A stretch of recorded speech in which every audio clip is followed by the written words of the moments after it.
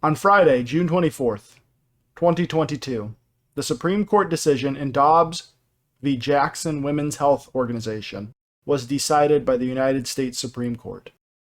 The majority ruled in favor of the state of Mississippi, and more importantly, in favor of sanity, morality, and a return to true representative government on the issue of the permissibility of abortion.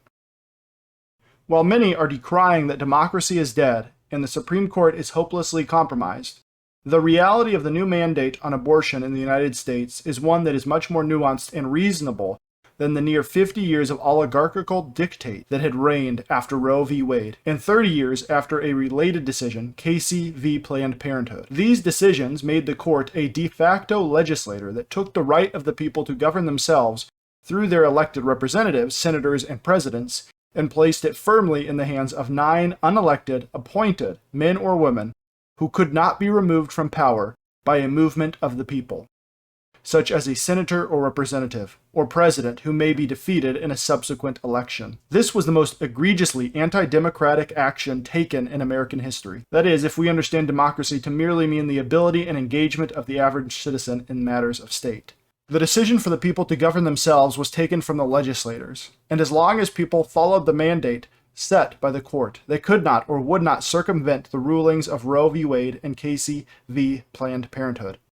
To make matters worse, activist judges took the arguments of Roe and its predecessor, Griswold v. Connecticut, and used them to further rob the people of their ability to forge the moral identity of their own country, by routinely using that precedent to make determinations from the bench that went beyond the intention and language of the Constitution.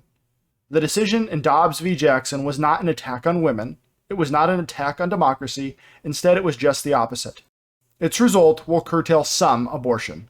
Many states have majorities that detest the vileness and evil of abortion and will find themselves with a newfound ability to prevent the unjust murder of the unborn children who were so easily dehumanized in Roe.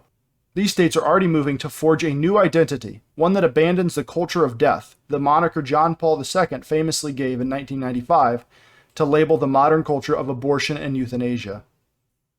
South Dakota, for example, is swiftly ending abortion in their state and moving forward for publicly funded assistance for mothers in need, with South Dakota Governor Kristi Noem saying, "We must do what we can to help mothers in crisis, know that there are options and resources available for them. Together, we will ensure that abortion is not only illegal in South Dakota, it is unthinkable."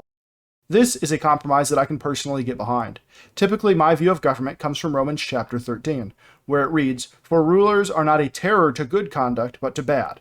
Would you have no fear of the one who is in authority? Then do what is good, and you will receive his approval." The role of government is to carry the sword of justice, and deliver swift and righteous justice to lawbreakers. I do not think it is the role of the government to give incentives to motivate good behavior. In this case, not murdering your child by paying for their health care. However, in the absences of churches and charitable organizations that will step up to provide these things, I do believe that the compromise of eliminating abortion and then providing this health care is appropriate to save the lives of the unborn. It must not serve as an either-or alternative. Any state which permits some types of abortion and provides health care assistance is still firmly participating in the culture of death. Roe has been struck down. True constitutional representative democracy reigns in America once more as it relates to abortion. Now we as a people must decide to forge a new culture, one that celebrates life, that champions the rights of the unborn, and that learns to do good, seek justice, rebuke the oppressor, obtain justice for the orphan, plead for the widow's case.